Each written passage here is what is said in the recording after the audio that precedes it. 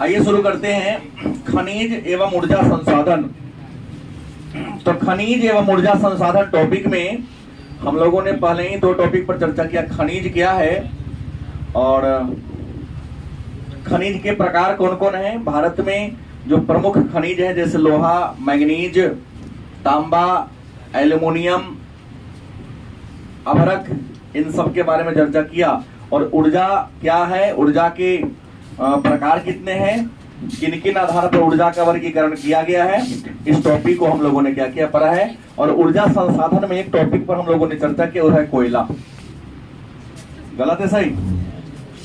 आज हम लोग पढ़ेंगे पेट्रोलियम। किसके बारे में? पेट्रोलियम के बारे में पर चर्चा करेंगे कि पेट्रोलियम क्या है। तो पेट्रोलियम यहां नहीं तो वहां देख लीजिए, नहीं तो सुन लीजिए। पेट्रोलियम तो ये है क्या? तो पेट्रोलियम एक ईंधन खनिज है। पेट्रोलियम के बारे में चर्चा करेंगे तो पहले का वाक्य क्या लिखेंगे? पेट्रोलियम कैसा खनिज है? ईंधन खनिज है या खनिज ईंधन है। और ऊर्जा के कैसा सा साधन है? अनवीकरणीय। इसको समाप्त में लिख सकते हैं? गलत सही। पेट्रोलियम ईंधन खनिज है, ऊर्जा के अनवीकरणीय स्रोत है, यह समाप्य संसाधन है या नहीं है?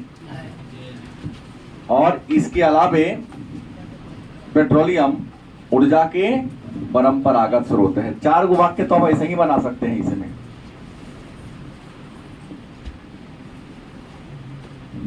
नहीं कहेंगे पेट्रोलियम के बारे में टिप्पणी लिखिए, पेट्रोलियम क्या है हमको बताइए। तो हमको नहीं लगता है कि चार गो वाक्य बनेगा कि नहीं बनेगा।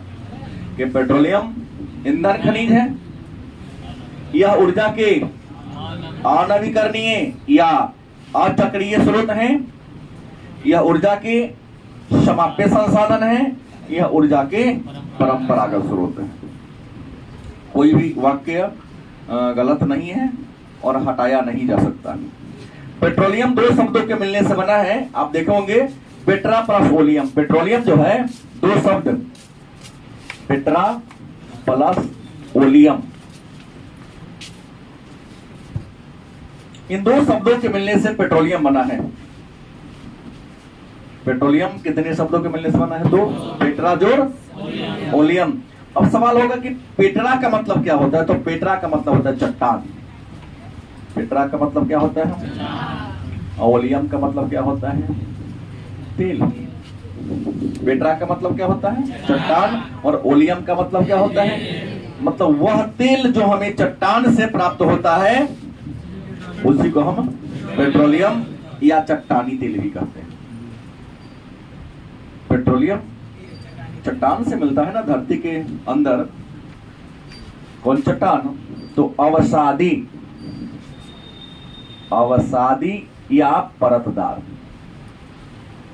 पेट्रोलियम किस चट्टान में मिलता है? पेट्रोलियम अवसादी चट्टान। अवसादी का ही अन्य नाम क्या है? परतदार चट्टान के तह में दबा होता है। क्योंकि चट्टान के अंदर से इसको हम प्राप्त करते हैं, तो विद्वानों ने इसका नाम क्या रख दिया? चट्टानी तेल। पेट्रोलियम रियल में अशुद्ध होता है।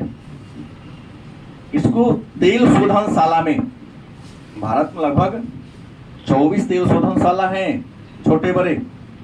उसमें एक बिहार में बेगूसराय जिला के बरौनी शहर में, नाम सुने होंगे, बरौनी रिफाइनरी, 33,000 उसका पावर है। तो पेट्रोलियम प्रकृति से प्राप्त होता है अशुद्ध रूप में। इसको हम कारखाना में साफ करते हैं, जिस कारखाना में साफ करते हैं उसको हम कहते हैं तेल शोधनशाला। क्या कहते हैं? भारत में 24 तेल शोधनशाला है। उसमें एक हमारे बिहार के बेगूसराय जिला के बरौनी में है। और उसी को साफ करके जो सबसे ऊपर अच्छा किस्म का होता है उसे कहते हैं प्रणोदक। क्या कहते हैं? जिससे हवाई जहाज और हेलीकॉप्टर चलता है। उससे लो क्वालिटी का हो गया, वो हो गया पेट्रोल। उससे लो क्वालिटी होगा, वो होगा डीजल। उससे जो कचरा बनेगा थोड़ा कमजोर होगा, मिट्टी तेल होगा। और उसकी जो कचरा बच गया, उस कचरा से हजारों प्रकार के सामान जैसे कपड़ा, रेशा, साबुन, प्लास्टिक, मतलब हजारों प्रकार के सामान बनते हैं उसके कचरा से। ग्रीस, मोम, बात समझ गए? पेट्रोलियम के कचरा से बनते हैं। कई प्रकार के रासायनिक पदार्थ भी बनते हैं उससे। तो ये है पेट्रोलियम। अब सवाल है कि भारत में पेट्रोलियम का संचित भंडार कितना है? तो भारत में पेट्रोलियम का संचित भंडार है 60 करोड़ मीटर टन। भंडार की बात कर ले कि भारत में पेट्रोलियम का भंडार कितना है, तो 60 crore metre ton. 60 crore metre ton Bharat में पेट्रोलियम का क्या है? भंडार है अपने भारत में। लेकिन दुनिया में सबसे अधिक पेट्रोलियम का भंडार अमेरिका के पास है, संयुक्त राज्य अमेरिका के पास। लेकिन उत्पादन सबसे ज्यादा कौन करता है? गलत, सऊदी अरब।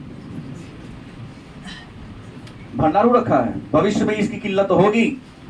बिजनेसमैन सामान सस्ता होता है तो मार्केट से खरीद के खाता है और महंगा होता है। या मार्केट से सामान जब सस्ता होता है तो बिजनेसमैन का नियम है कि मार्केट का सस्ता सामान खरीद के स्टॉक कर दो। मार्केट में सामान घट जाए तो अपने सामान को क्या करो? तुम्हारे खेत में आलू था 3 रुपए 4 रुपए किलो था, पैसा वाले लोगों ने क्या किया? खरीद के गोदाम में स्टोर कर दिया, कोल्ड स्टोर में। गलत कि सही? आज कैसे बिक रहा है? 20 रुपये खरीदा, 20 रुपये, 3 से 4 रुपये 1 किलो पर। मान लो 15 रुपया मुनाफा कमा रहा है। 2 रुपया हम जो जोड़ दिए स्टोर वाला का कीमत। तो सोच के ना लगा कि गरीब आदमी अमीर जल्दी बन जाएगा, क्योंकि तुम्हारे पास वो बुद्धि अमेरिका के पास ही है। अब है सबसे भंडार, लेकिन ये वो भी खरीदेंगे यूज करता है आदमी। देखता है कि जौना दिन विश्व में घटेगा, जिस दिन अपने संसाधन को निकालेंगे और ये करेंगे। और दुनिया में पेट्रोलियम का उत्पादन करने वाले, निर्यात करने वाले, उसके मूल्य को तय करने वाली एक संस्था है। हमने पढ़ा दे, उस संस्था का नाम क्या है? ओपेक। ओपेक की स्थापना 1960 में बगदाद में हुई थी। शायद याद होना चाहिए, भूगोल में ही पढ़ाया। पेट्रोलियम उत्पादक और निर्यातक देशों का क्या है? संगठन है कि नहीं पढ़ाया? पढ़ाया।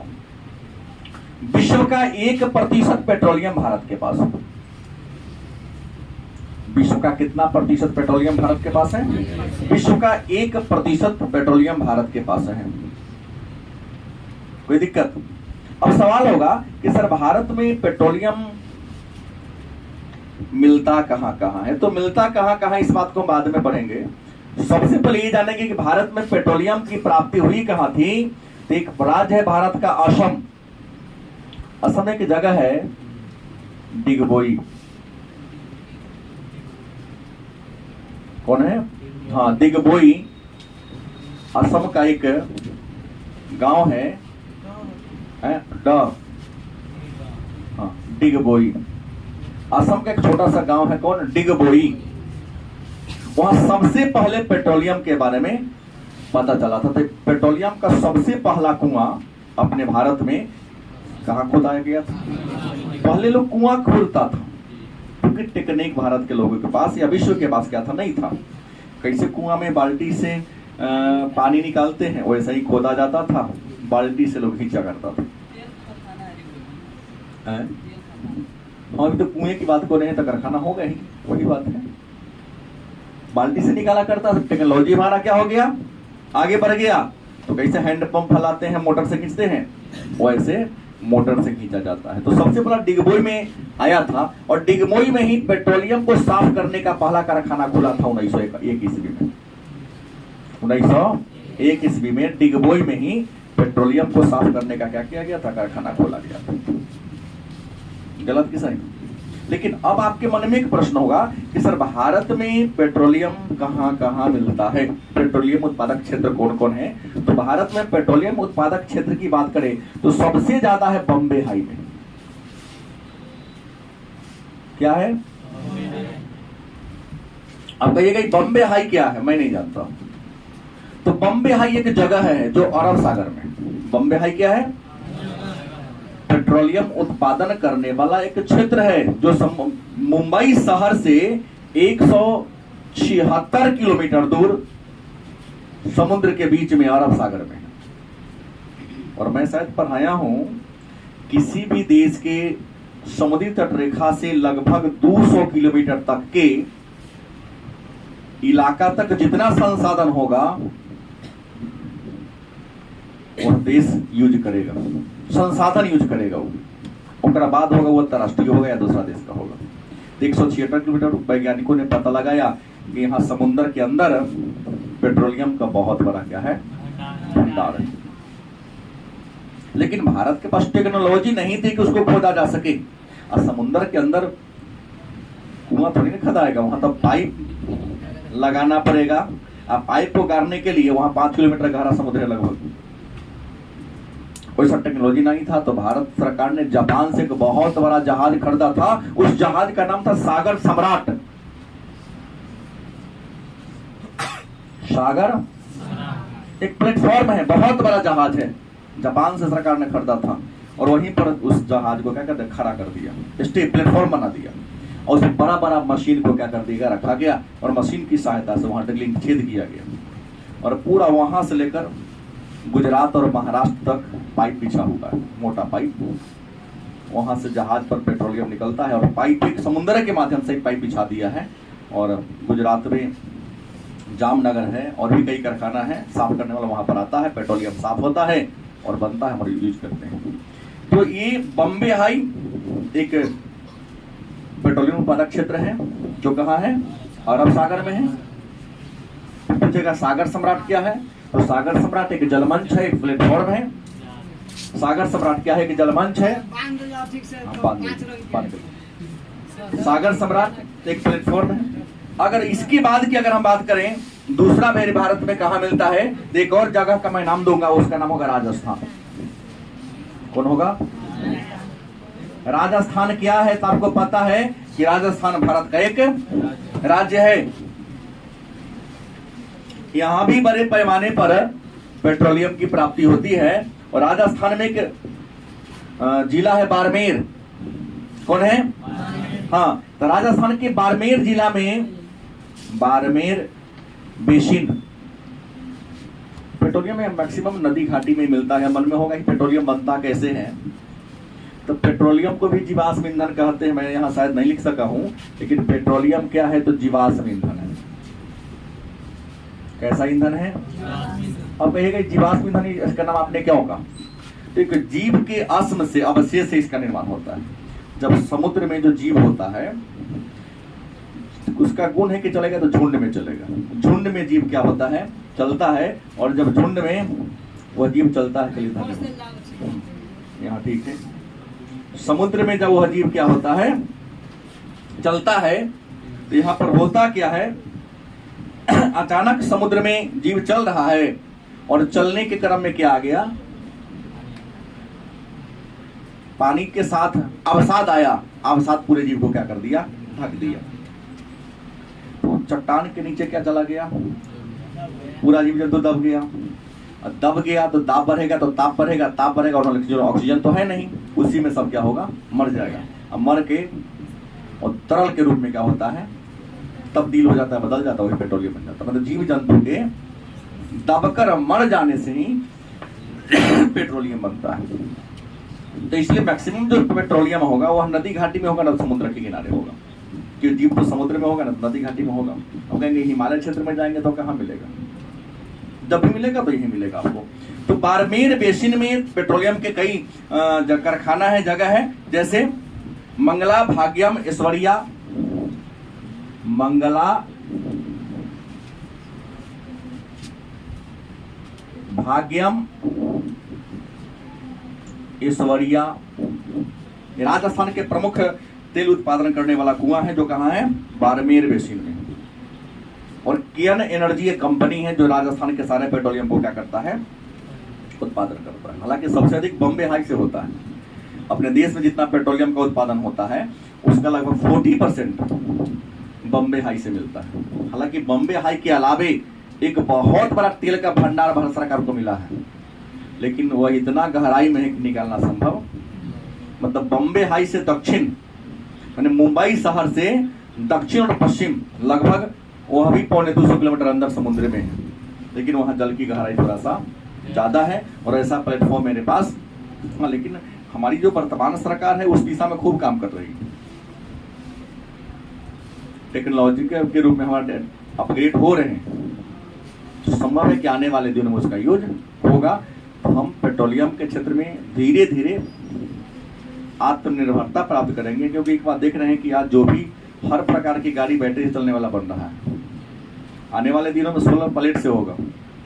आप जितना बिजली का यूज करते हो ना, आने वाले दिनों में सरकार ही ऐसा प्लान लाने जा रही है कि आपको अपने छत पर सरकार आपको सब्सिडी देगी, सोलर प्लांट लगा लो। गलत कि सही? सोलर प्लांट लगाइएगा तो होगा क्या कि दिन में तो आप सोलर प्लेट से बिजली का यूज कर लीजिएगा, केवल रात में आप सरकारी बिजली का यूज कीजिएगा, तो बिजली का डिमांड क्या हो जाएगा? कम हो जाएगा। अब बिजली बनता किससे है भारत में? अभी मैक्सिमम कोयला या पेट्रोलियम से बनता है। तो कोयला और पेट्रोलियम पर निर्भरता तो हमारी धीरे धीरे क्या होगी? हाँ, बिजली बिल दिन में सस्ता रहेगा, रात में क्या होगा? महंगा होगा। सरकारी तकनीक रखेगी, सर दिन रात में ज्यादा महंगा करेगा। कहा महंगा इसलिए कि अब यूज कीजिएगा थोड़ा भी तो बिल आपका ज्यादा आएगा। हालांकि ऐसे ही बिजली बिल अब घटने वाला है, उम्मीद है, क्योंकि पहले हमारी बिजली कंपनी घाटे में जा रही थी, हर दिन 1.5-2 करोड़ रुपया घाटा होता था सरकार को, अब हर दिन नफा हो रहा है। क्योंकि बिजली का बिल भी मेरे ख्याल से जितना ही हो उससे ज्यादा सरकार क्या सेटिंग की है मीटर वाला में पता नहीं चल पा रहा है। जितना आता था उसे दुगुना आ रहा, 1.5 गुना कम से कम आ रहा है। 600 से 700 में यहाँ काम चल जाता था, यहाँ 1800 रुपया लगता है, 1900, कभी कभी 2000 पार कर जाता है। संसाधन उतना ही यूज कर रहा हूँ, बाकी क्या होता है तो ऊपर वाला ही जाने। मीटर में लाइन रहता है, पैसा घट के सप्लाई नहीं देता है, इसी हो गया है। कई बार कर देगा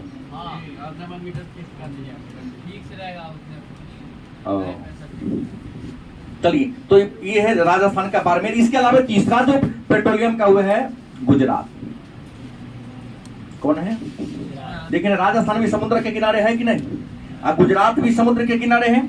अगर गुजरात की बात कर दें तो गुजरात पेट्रोलियम का तीसरा बड़ा उत्पादक राज्य है। गुजरात में सूरतगढ़, बड़ोदरा, भरूच और खेरा। गुजरात में कौन है? बड़ोदरा, खेरा। खेरा एक जिला है, एक आंदोलन हुआ था 1918 में। खेरा में आंदोलन हुआ था, किसका हुआ था? किसानों का। भरूच कौन है? भरूच। और भरूच के अलावा मेहसाना कौन है? ये गुजरात का प्रमुख जिला है जहां से पेट्रोलियम की क्या होती है? प्राप्ति होती है। लेकिन ये तो जिला है, लेकिन क्षेत्र कौन कौन है? तो गुजरात में पेट्रोलियम का उत्पादक क्षेत्र की बात करें तो अंकलेश्वर। पूछा गया प्रश्न है, अंकलेश्वर। अंकलेश्वर तेल क्षेत्र कहाँ है? तो गुजरात में। कहाँ है? और भरूच और बड़ोदरा जिला में पड़ता है। इसका जो तेल इलाका है भरूच और बड़ोदरा में। दूसरा है खंभात की खाड़ी। खंभात की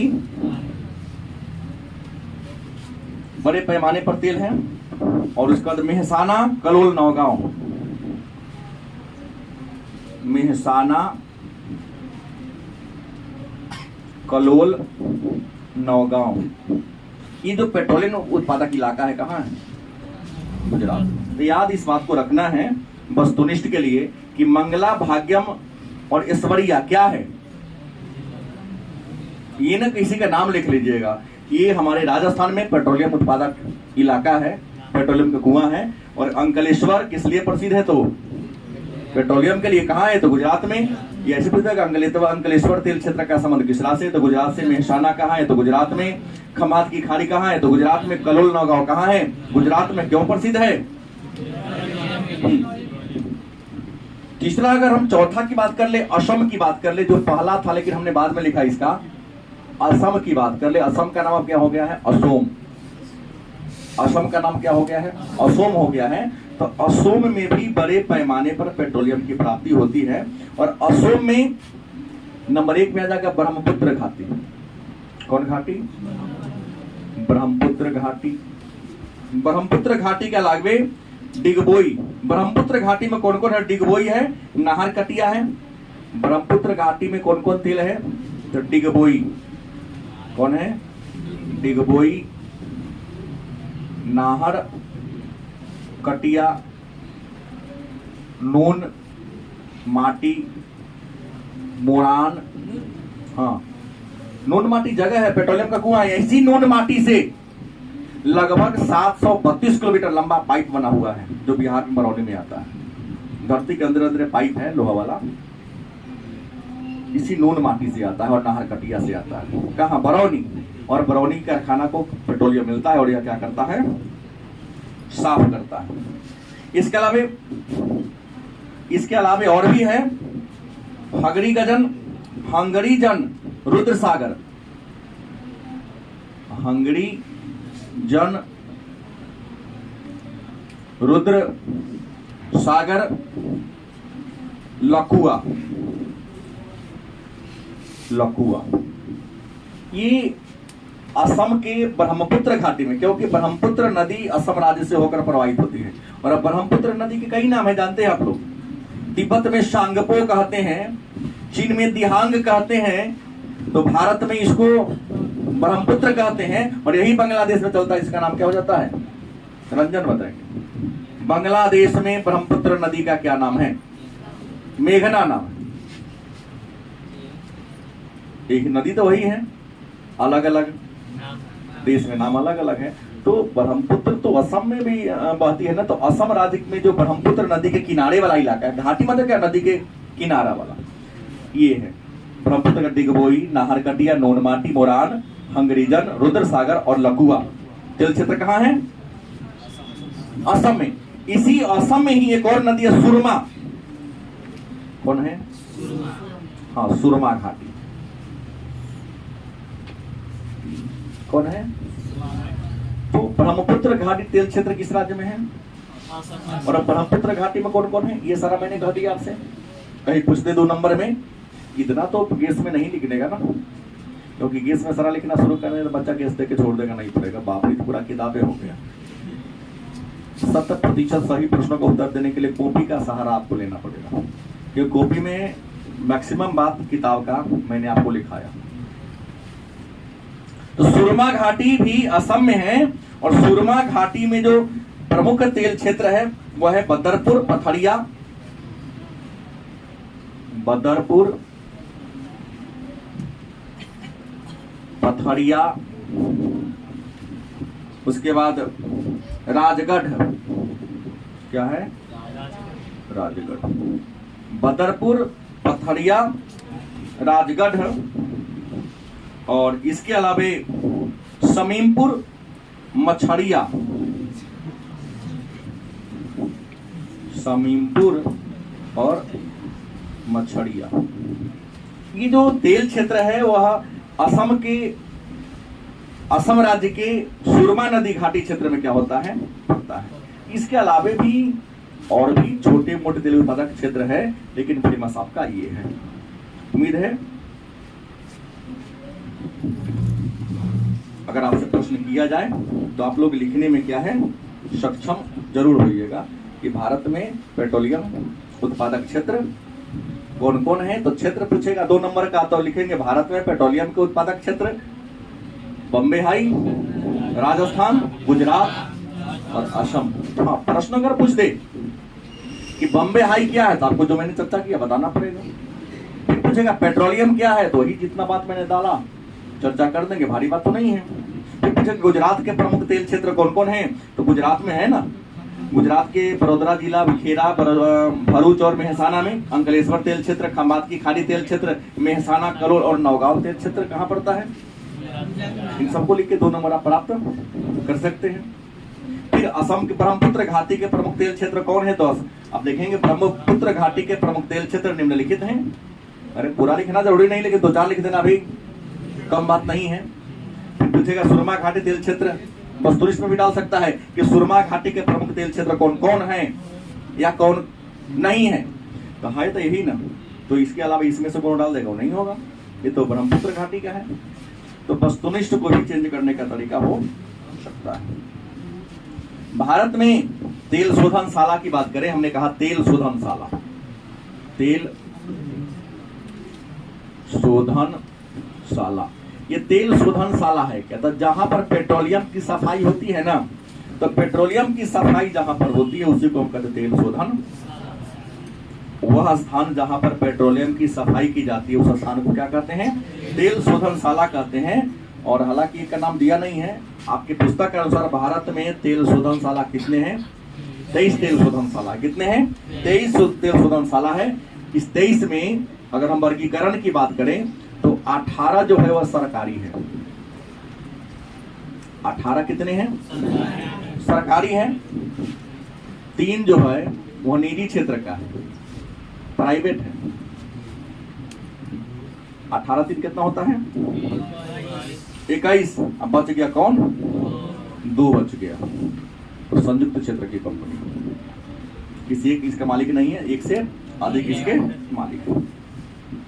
इसमें हमने कहा अपने बिहार में कितने हैं? बिहार में 1 है। कितने हैं? उसका नाम का वो है कहाँ? तो बरौनी।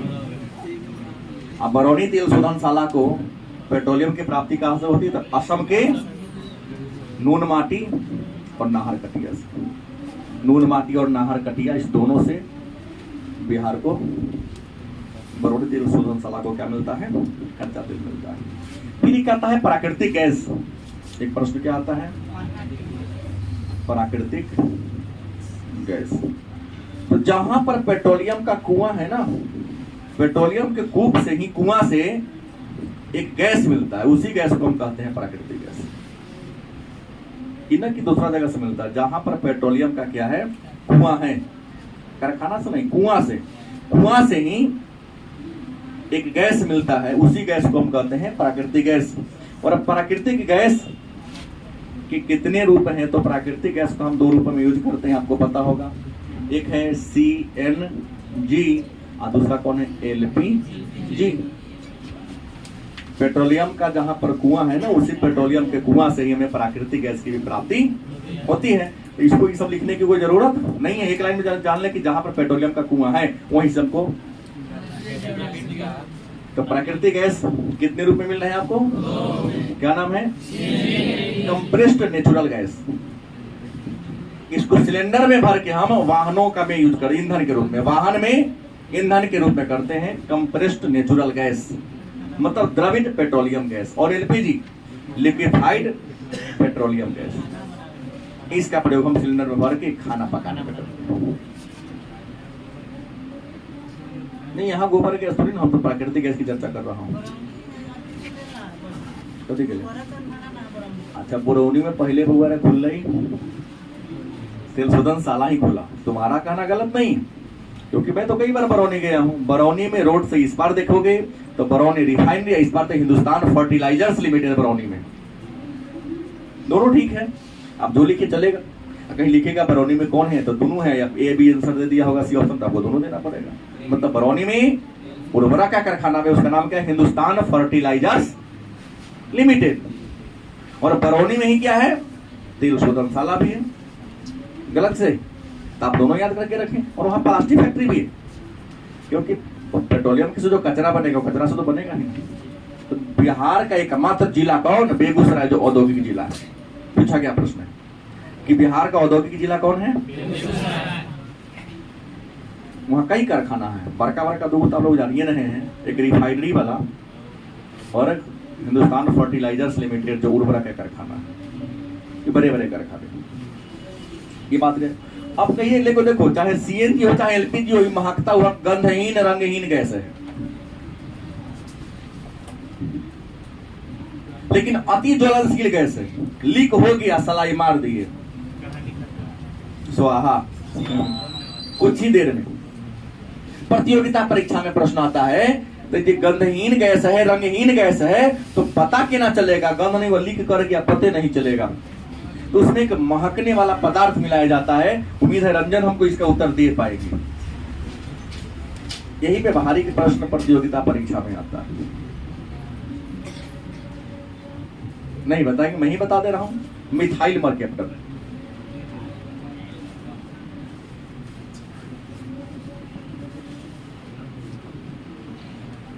ये थोड़ा डाल दिया, जैसे लीक होगा महकना शुरू हो जाएगा। ब्यूटेन और प्रोपेन, प्राकृतिक गैस का क्या है? ब्यूटेन और प्रोपेन, यही ना होता है इसका घटक। नॉर्मल ब्यूटेन, नॉर्मल प्रोपेन प्राकृतिक गैस का एलपीजी या सीएनजी का मुख्य घटक होता है, लेकिन गंधहीन और रंगहीन है, लीक करेगा। अगर आप सबके घर में तो सिलेंडर है ही, उधर का पाइप लगा देना, ना बुझाएगा कि गैस है कि नहीं। हाँ, घट जाएगा तब बुलबुला के रूप में क्या होगा वो पता चलेगा, लेकिन ऐसे पता चलेगा नहीं। हाँ, आवाज तो देगा नहीं भाई, थोड़ा लीक होगा तो आवाज फड़फड़ाएगा नहीं हो। चूंकि जलने वाला ज्यादा तेज है, तुरंत जला के खत्म कर देता है, तो दुर्घटना से बचाने के लिए मिथाइल मर्केप्टन मिला देते हैं ताकि रीसे तो महकना क्या हो शुरू हो जाए। गलत कि सही? और भारत में पेट्रोलियम और प्राकृतिक गैस के शोधन करने वाली, उसका विपणन करने वाली जो संस्था है उसका नाम क्या है? ONGC, oil and natural gas corporation. इसी का काम है ये सब देखना। इसके अलावा एक और है, आगे बढ़ा के इसका नाम बदल देंगे, जेल, GAIL,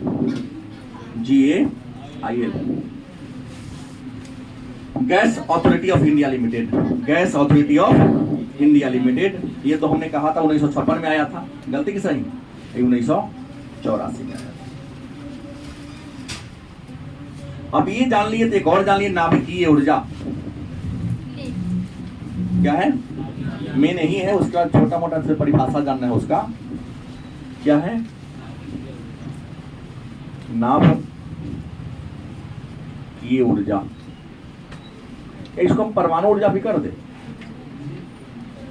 परमाणु ऊर्जा, नाभिकीय ऊर्जा कहे तब या परमाणु ऊर्जा कहे तब। तो परमाणु ऊर्जा है क्या और परमाणु ऊर्जा पैदा होता कैसे? पूछा गया प्रश्न 2 नंबर में कि परमाणु ऊर्जा कैसे पैदा होता है। भाई तुम्हारा आया है, उसका स्वागत है। सभी लोगों को ताली बजवा के करवा देते हैं, अच्छा रहेगा ना। नेता लोग बहुत दिन पर आते थे, कार्यकर्ता लोग ताली बजा के माला पर तुम्हारे लिए देखो गुलदस्ता मंगवा के रखा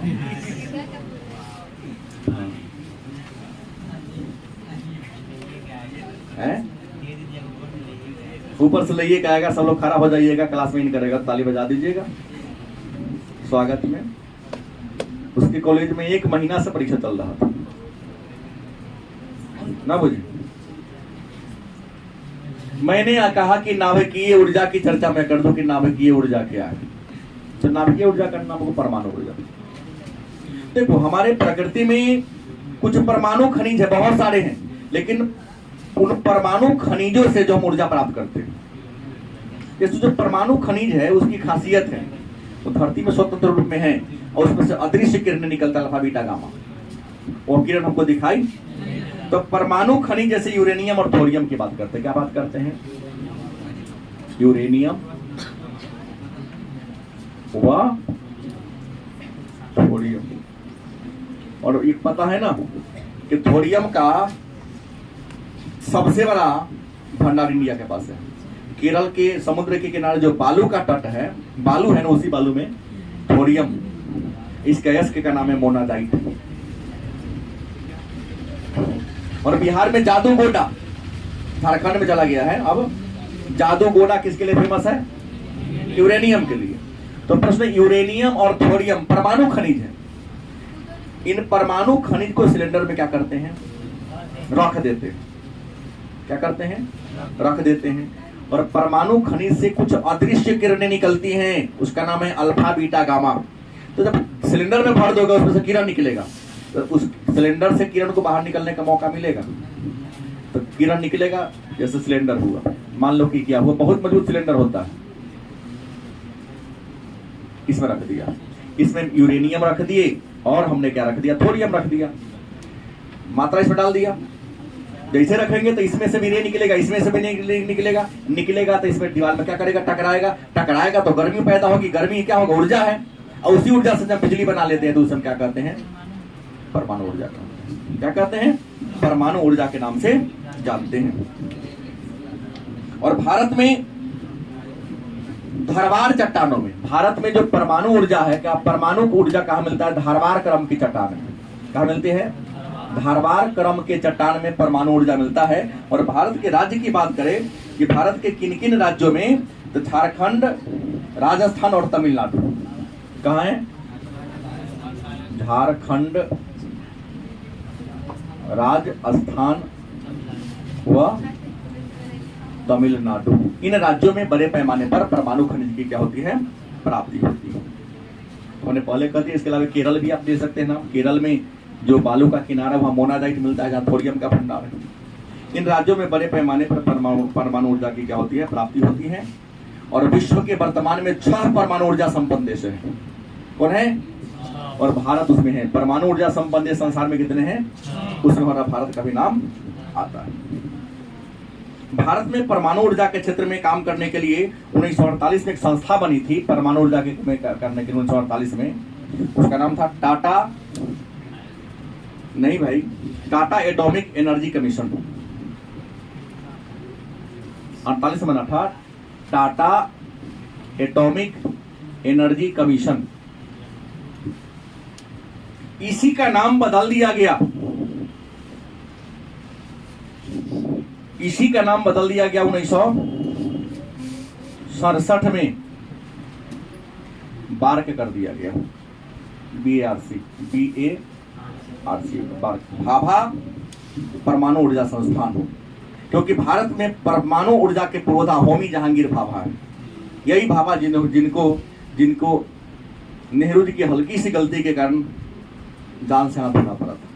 क्योंकि इन्होंने ही कहा था, भाभा ने, होमी जहांगीर भाभा ने, कि मैं भारत को लक्ष्मण रेखा से खींच दूंगा, ताकि कोई दुश्मन अगर भारत को नेगेटिव नजर से देखे तो अपने आप जल के मर जाएगा। जैसे लक्ष्मण जी ने जो रेखा तीर से खींच दिया था सीता की रक्षा के लिए, मैं खींच दूंगा। ऐसे ऐसे विद्वान हुए हैं भारत में। अमेरिका सोचा नहीं तो हमसे आगे निकल जाएगा। नेहरू जी को आया सूचना कि आपको उस विद्वान को मैं देखना चाहता हूं। अब सब गुण मोदी की तरफ थोड़ी ना हो जाएगा सब में से। पहला PM बन सकते हैं, तो इन्होंने कहा कोई दिक्कत नहीं, जाइए ले लीजिए। गया, दिखा दिया, खींच दिया, कहा क्या पैर बढ़ाइए, नेगेटिव सोच के पैर बढ़ाया, आगे चलना शुरू हो गया। भारत में सिद्ध करके दिखा दिया था, कोई नेगेटिव सोच करके आगे पैर बढ़ाए, आग निकल जाता था सीधा लाइन के ऊपर से। अमेरिका देखा कि अगर जिंदा रहेगा तो दुनिया का नंबर 1 कौन हो जाएगा, भारत हो जाएगा। जिस हवाई जहाज से भेजा उस हवाई जहाज बम फिट कर दिया था। हवाई जहाज उड़ा तो जरूर, कुछ दूर आगे बढ़ा तो विस्फोट हो गया, तो वो के प्लेन क्रैश में मर गया। तो उसी का प्लेन क्रैश क्यों हुआ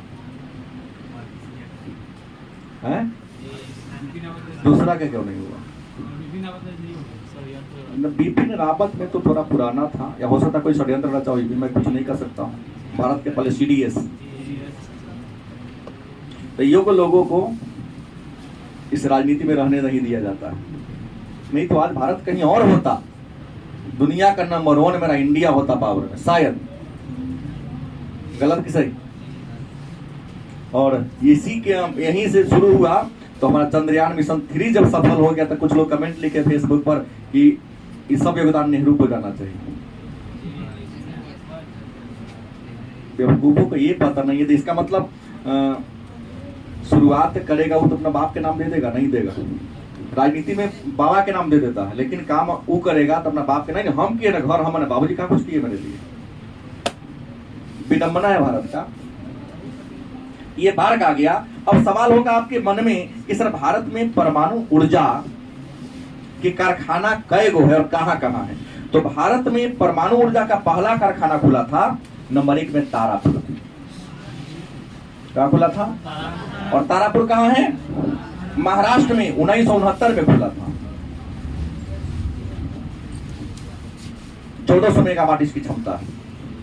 परमाणु से यहाँ बिजली बनती है। पूछता है प्रश्न, भारत में परमाणु ऊर्जा केंद्र कहाँ कहाँ है? तो पहला तारापुर। तारापुर कहाँ है? महाराष्ट्र में। कब खुला? दूसरा की अगर बात करते हैं तो भारत में दूसरा कारखाना खुला था कुडनकुलम। कुडन यह कहाँ है? तमिलनाडु में है। हालांकि बहुत बाद में खुला, 2013 में इसकी स्थापना हुई थी। कब हुई थी? 2013 में इसकी स्थापना हुई थी। उसके बाद तीसरा है रावत भाटा। रावत भाटा ये कहाँ है? वो राजस्थान में। कहाँ है? 1973 में इसकी स्थापना हुई थी।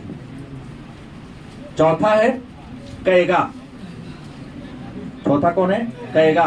कैगा कहाँ है? कर्नाटक में। इसका स्थापना 2000 में हुई थी। तो हुई थी 2000 में। इसके बाद कौन है? काकरापारा। 5 में कौन है? काकरापारा।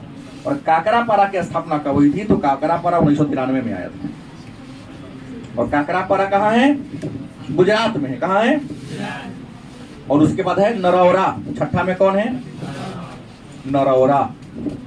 नरौरा की स्थापना हुई थी 1991 में। नरौरा यूपी में है। और 10वां कौन है? कलपक्कम। सॉरी, छठा कलपक्कम। और कलपक्कम की स्थापना हुई थी आपको 1984 तो हुई थी। अब यहाँ ध्यान देने योग्य बात है, मैंने कहा कि भारत में परमाणु से बिजली कहाँ कहाँ बनती है? तो तारापुर। तारापुर कहाँ है? आपने कहा महाराष्ट्र में है। कुडनकुलम कहाँ है? तमिल। वस्तु इसमें यहाँ से प्रश्न 2 नंबरी भी कर सकता है। तीसरा कौन है? रावत भाटा कहाँ है? राजस्थान में। कैगा कहाँ है? कर्नाटक में है। काकरापारा कहाँ है? गुजरात में है। नरौरा कहाँ है? यूपी में है। कलपक्कम कहाँ है? यह तमिलनाडु में। तो भारत में ये 6 ऐसे जगह है जहां से बड़े पैमाने पर परमाणु ऊर्जा की प्राप्ति होती है। और एक महत्वपूर्ण बात लास्ट में जान ले कि भारत में कोयला से भारत में लगभग 67% बिजली कथी से बनता है?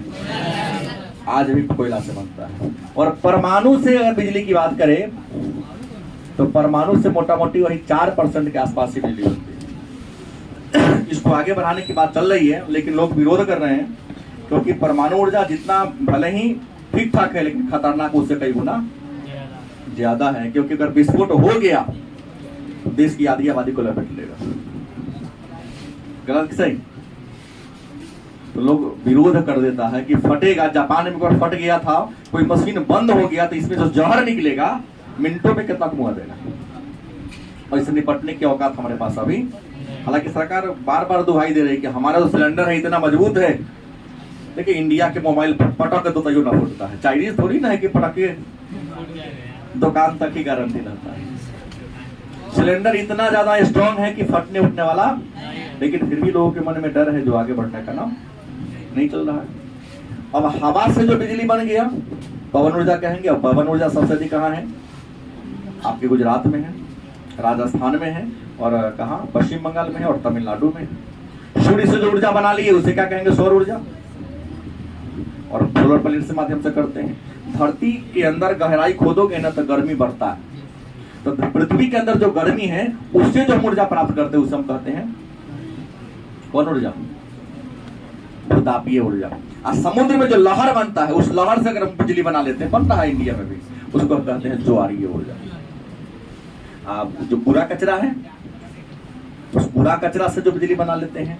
देख रहे पंचायत को वही इकट्ठा हो रहा है। पंचायत हर पंचायत में प्लांट बनने की बात हो रही है कि कूड़ा कचरा से बिजली बनाएंगे। इसको हम कौन ऊर्जा कहेंगे? बायोगैस। कौन कहेंगे? बायोगैस। ठीक है।